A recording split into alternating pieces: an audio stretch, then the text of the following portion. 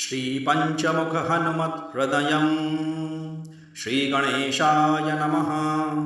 श्रीसीतारामचन्द्राभ्यां नमः।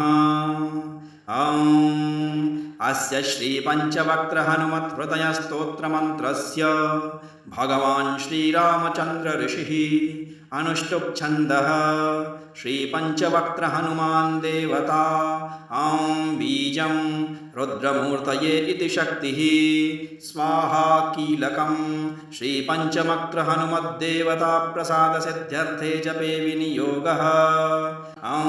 ह्रां अञ्जनासुताय अङ्गुष्ठाभ्यां नमः। ह्रीं रुद्रमूर्तये तर्जनीभ्यां नमः।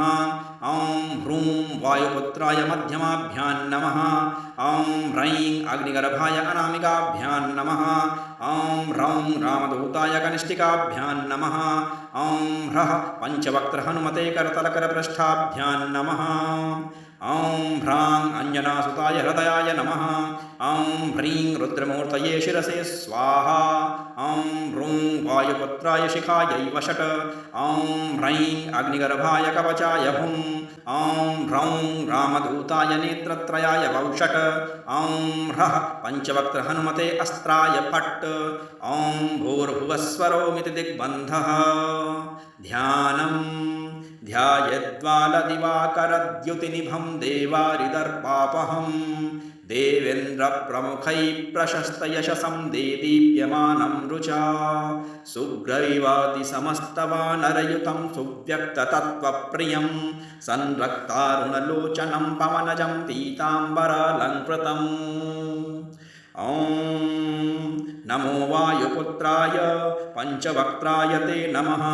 नमोऽस्तु दीर्घबालाय राक्षसान्तकराय च वज्रदेह नमस्तुभ्यं शताननमदापः सीतासन्तोषकरण नमो राघवकिङ्करः सृष्टिप्रवर्तकं नमो महास्थित नमो नमः कलाकाष्ठस्वरूपाय माससंवत्सरात्मक नमस्ते ब्रह्मरूपाय शिवरूपाय ते नमः। नमो विष्णुस्वरूपाय सूर्यरूपाय ते नमः।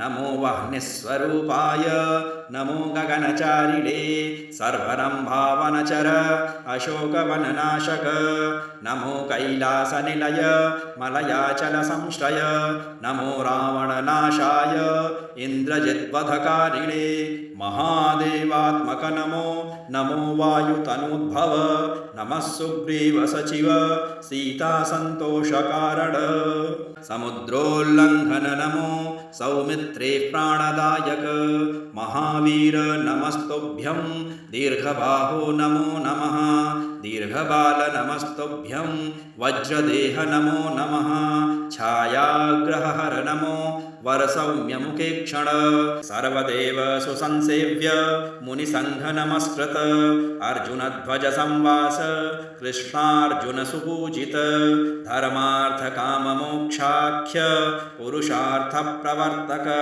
ब्रह्मास्त्रवन्द्य भगवन् आहतासुरनायक भक्तकल्पं महाभुज भूतवेतालनाशक दुष्टग्रहहरानन्त वासुदेव नमोऽस्तु ते श्रीरामकार्ये चतुर पार्वतीगर्भसम्भव नमः पम्पावनचर ऋष्यमूककृतालय धान्यमाली शापहर कालनेमिनिबर्हण सुवर्चला प्राणनाथ रामचन्द्रपरायण नमो वर्गस्वरूपाय वर्णनीयगुणोदय वरिष्ठाय नमस्तुभ्यं वेदरूप नमो नमः नमस्तुभ्यं नमस्तुभ्यं भूयो भूयो नमाम्यहम् इति ते कथितं देवी हृदयं श्रीहनुमतः सर्वसम्पत्करं पुण्यं सर्वसौख्यविवर्धनं दुष्टभूतग्रहहरं